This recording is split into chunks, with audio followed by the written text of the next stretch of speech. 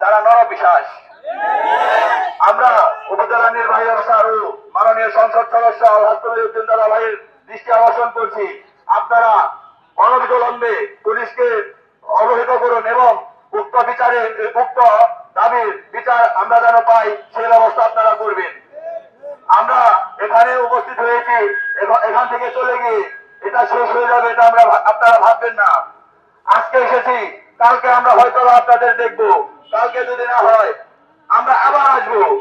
আজকে 30 জন 50 জন, আগামীতে আসবো 100 জন ইনশাআল্লাহ। আমাদের বন্ধুর মা মানে আমাদের মা। আমরা যদি এর বিচার না পাই, অপরাধীর টাকা খেয়ে যদি তারা বেঁচে যায়, তাহলে আমরা ঘুমিয়ে থাকবো না।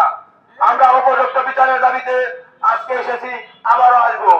উপজেলা নির্বাহী অফিসারের দৃষ্টি আকর্ষণ করে বলতেছি, আপনি এসে আমাদের বন্ধু মা হারিয়েছে। একজন মানুষের দুনিয়ায় যার মা নেই, তার কিছুই নেই।